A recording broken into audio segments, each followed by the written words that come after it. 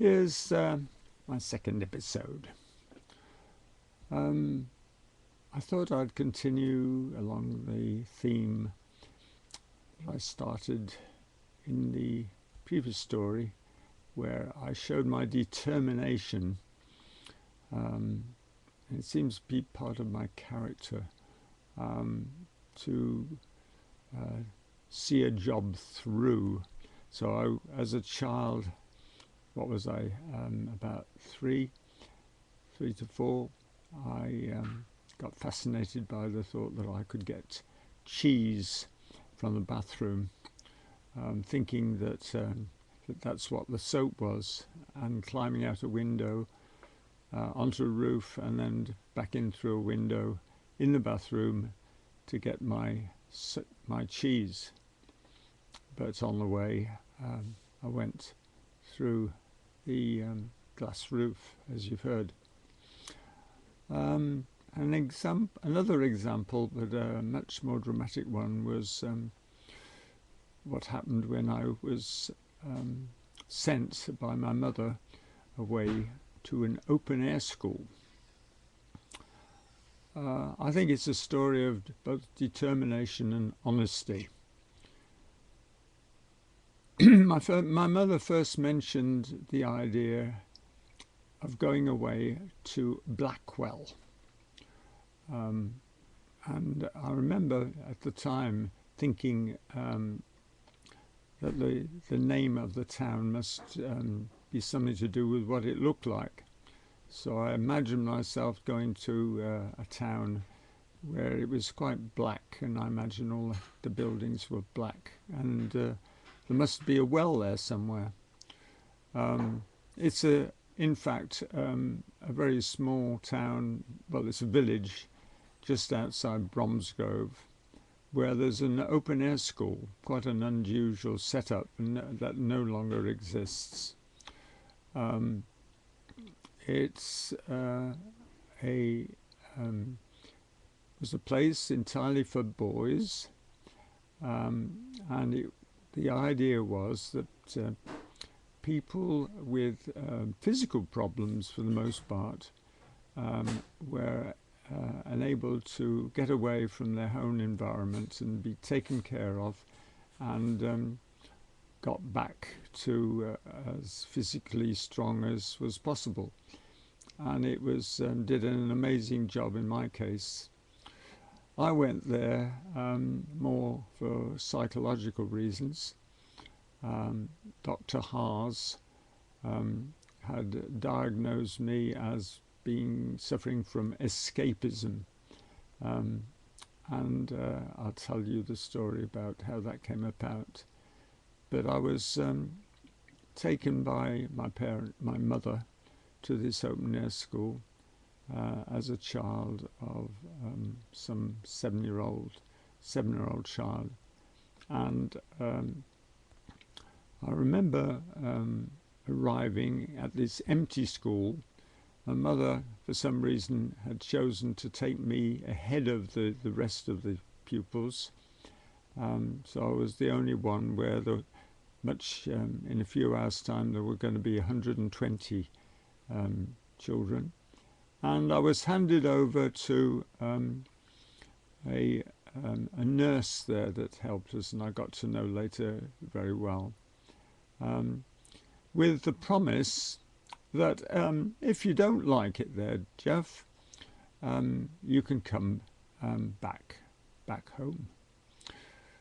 So with that thought, she handed me over to the nurse to help making beds, as a thing that she was doing. She had 120 of them to make, and I later learnt there was a correct way to make a bed, and I became quite good at doing hospital corners. But the idea of staying at this school and my mother going home didn't appeal to me. So I'd only been there 10 minutes, and I'd already decided I need to give this nurse the slip, and scurry on after my mother before she went home. So I managed to find a way of not disappearing. I don't know what excuse I used, but I managed to disappear from helping, and ran down the road, which was about half a mile to a mile, following my mother back to the station. And there I caught up with her before she'd got a chance to get on the train. And she told me off and took me by the hand and took me all the way back and handed me back to the care of the teachers. And that's the end of that memory. However, the memory still lingered on, the thought that I'd been promised that I didn't have to stay at the school if I didn't want to. A plan gradually formulated in my mind. I first of all remembered where my clothes were locked up, because they took our personal clothes from us when we arrived at the school and gave us a school uniform, which was very good. But I found out where these clothes were kept, and they were obviously kept under lock and key. But for some reason I thought I needed to go home in my own clothes, and I was planning my escape back, and I was going to go back home as soon as I could. So in the middle of the night, it must have been about 4 o'clock, and it must have been summertime. That's a bit strange, but perhaps, well, I don't know. And I got up in the night. The whole school was quiet, nobody around, and I went round to look at where this room was, where the clothes were kept. It was on the ground floor, but I had no ladders, and there was a window that was open, but it was that kind of window that opens down off the side of the building. So I could see there was a roof overhanging above it, and if I got onto the roof, I could swing down and get inside this window. So I found a way onto the roof, and got down to where this window was, and it was pretty scary having to swing down into this room through this window, but I managed it. And I went through all the clothes, and I located mine and put them on, and left my school clothes there. So out I go through the window, and freedom! So I'm out of the school gate and going down to, I'm setting off, and I realise I don't have any money. So I need money if I'm going to get a ticket at the station. So I went back to the headmistress's office, which was open, and rummaged around on a desk looking for some money. There wasn't any money there. But what there was a post office savings book in the name of one of the pupils that was at the school. So I thought, well, that's a form of money. I'll take that, and I'll use that to buy my ticket. So off I went down to the station, and went to the ticket counter and said I'd like a ticket to Northfield, Birmingham, which was about 2 or 3 stops. And they asked me for some money, and I handed over this savings book. And there was a sort of smile came on his face, and he went into the back, and I heard him go on the phone. And I think he said, we've got one of yours down here will you come and pick him up? And he invited me round into the back. There was a nice warm fire, and I went with him and enjoyed the fire, and realising that was not the end of my adventure. So I was taken back to school, and later that day, I remember in the playground I was addressed by the headmistress, and that was Miss Buckley. She was quite a stern but friendly character in many ways, and she talked to me and said, "Dellow, I want you to promise me that you're not going to run away again." And she was greeted with silence. And she knew that I wasn't going to promise anything. I didn't want to tell a lie, because I had very clearly in mind that I was going to try to run away again sometime in the future. Well, the future presented itself after a week or so, but this time I simplified my plan of action. It was dark this time, and I got up and went into the room looking for my clothes. Now, I got my clothes okay, but I couldn't find my shoes, and I rummaged and looked, and then I gave up, and then I just thought I'd use these pumps that were there belonging to somebody else. So I put them on, and off I went on my next try to get home.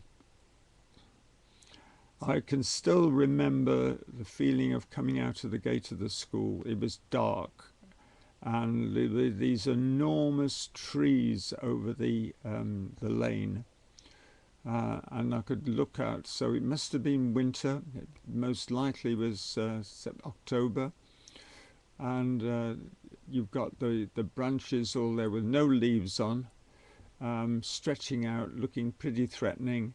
And there's me, a small boy, finding my way underneath them down to the station. I had to go down quite a way, past the church on the left, to the crossroads, and across the crossroads, and in the distance there, sparkling in the distance, were the lights of the station. I can still remember the blue and green lights that were there, presumably to do with the signals. Now, I wised up to the fact that you didn't go anywhere near the station master, otherwise he was going to take you back to school. So I went further past the entrance to the station and up the back to the other side of the railway track, where there was a waiting room but no officers and nobody around. So I went into the waiting room without anybody noticing me, and laid low and waited and waited. Eventually a train came along, and I very carefully didn't go on the platform until the last minute, and then I walked very determinedly, but not in a run, across from the waiting room, across the platform, and got on the train with the rest of the people who were getting on. And I'd made it. Off we went around the train. So I thought great success. And then we drew into the next station, and I had the shock of my life. I was going the wrong way. It was Bromsgrove, and I hadn't figured on the fact that trains go in two directions out of stations, and the way I needed to go was on the same platform as the station master. Well, nonplussed, I got out the train and figured out I'd got to go in the opposite direction. So I asked somebody where the train was to Birmingham, and they told me over the other platform, so I got on that. and that was coming in very shortly afterwards. I remember going back through the station of Blackwell station, and I